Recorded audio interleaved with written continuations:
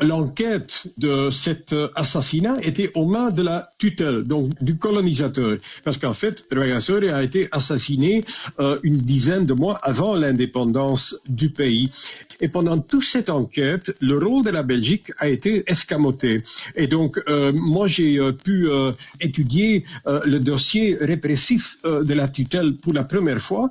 Et il y a des indications extrêmement concrètes et graves sur le rôle de la Belgique. Et c'est grâce à une enquête qui est restée secrète.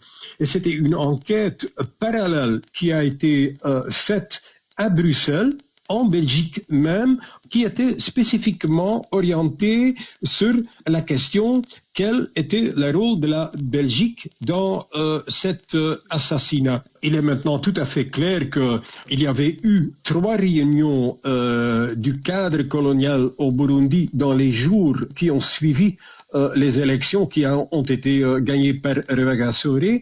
Et sur ces réunions, la conclusion a été qu'on allait mettre en route un plan pour assassiner Rwagasore. Finalement, cet assassinat a été fait d'une façon tellement amateuristique. Il y avait eu des témoins qui ont vu le fait que la voiture de l'opposition politique était sur le lieu délicte, etc.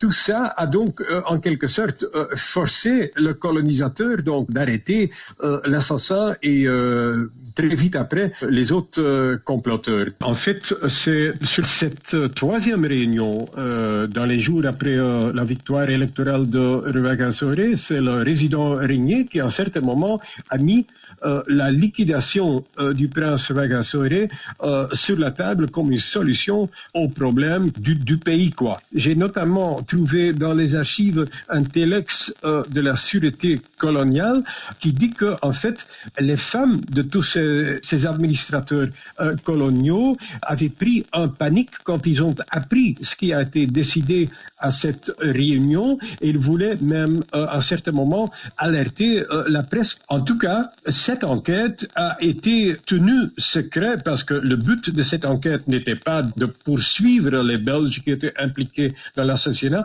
Cette enquête avait l'unique but de convaincre le gouvernement de sauver l'assassin et ses complices. La Belgique a d'abord attisé les contradictions à l'intérieur du pays et elle a racialisé ces contradictions. Un Rwagasore qui, en quelque sorte, représentait le trait d'union entre les Hutus et les Tutsis. Rwagasore était quelqu'un qui était extrêmement respecté par toutes les couches de la population.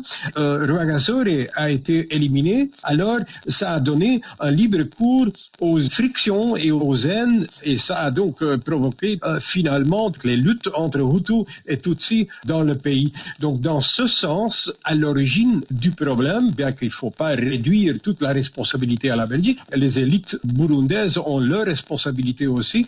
Il est tout à fait clair que la Belgique a fortement hypothéqué donc cette indépendance du Burundi. Quand on voit que c'est le procureur du roi de Bruxelles, Raymond Charles, lui-même, en juin 62, donc quelques jours avant l'indépendance du pays, qui dit qu'il y a une responsabilité concrète de la Belgique dans cet assassinat, parce que la conclusion de ce procureur était qu'il y avait une responsabilité partagée entre lui, entre les comploteurs et entre la Belgique. Eh bien, c'est tout à fait clair qu'il y a une responsabilité de la Belgique et la Belgique doit assumer toutes les conséquences de ce constat. C'est évident.